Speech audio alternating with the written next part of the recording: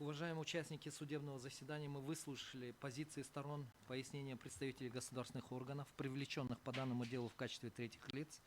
На этом исследование материалов по делу Мацахова, Алмазбекова, Нурматова, Касымова, представляющего интересы Зайнабеддинова, а также Курманбекова окончены. И сторонам предоставляется право заключительной речи. Мацахов Самат Аскарович, пожалуйста, пройдите к трибуне. Вам предоставляется право заключительной речи. Уважаемый суд, участники процесса, мы полностью поддерживаем данное свое ходатайство и просим проверить на конституционность, получается, часть 1 статьи 451 и к статье 58, часть 4 Конституции и 61 часть 1 Конституции Кыргызской Республики. У вас все? Да. Присаживайтесь. Алмазбеков Телек Алмазбекович, пожалуйста.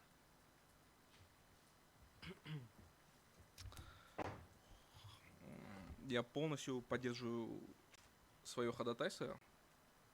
Также, заслушав мнение стороны ответчиков, я понял их позицию, то, что все они согласны, что есть некая неопределенность в данном вопросе, а именно в части 1 статьи 455 Уголовно-процессуального кодекса. И на основании этого я прошу признать часть 1 статьи 455 Уголовного процессуального кодекса КР противоречия части 4 статьи 58, части 1 статьи 61 Конституции Кыргызской Республики и отменить ее действия. Присаживайтесь. Нурматов Мирлан Анарбекович, вам предоставляется слово, право заключительной речи. Уважаемый суд, я прошу удовлетворить ходатайство о признании неконституционным статьи 455 части 1 пункт 1-2 УПК Кыргызской Республики. Хотелось бы предложить законодательному органу вернуться к старой редакции трактования статьи 455, где по новым и вновь открывшимся обстоятельствам предусмотрена отмена решения судов и передачи прокурору или для нового рассмотрения в суд.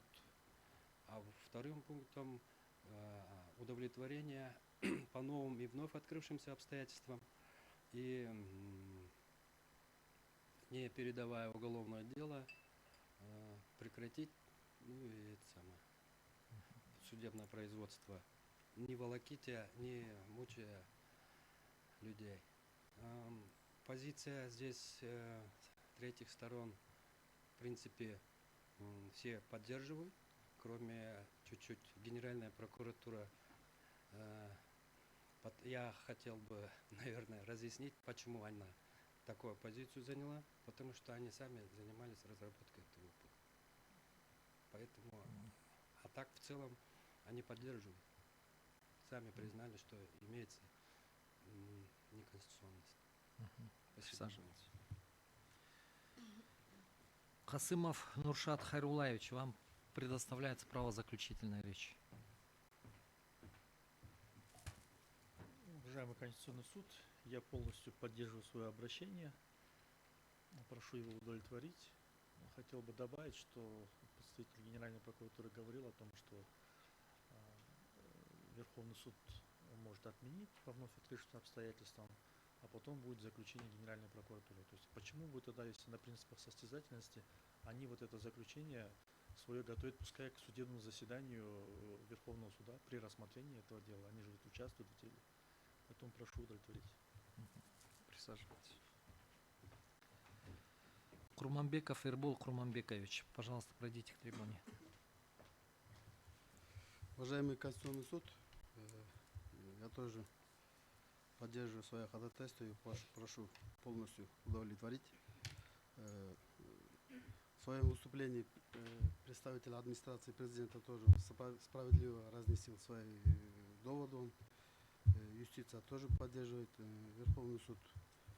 У меня тоже есть вот их разнесение, они тоже здесь пишут, что считают, что пункт противоречит, они тоже, то есть, согласны с моим этим, а с прокурором тоже не согласен, потому что они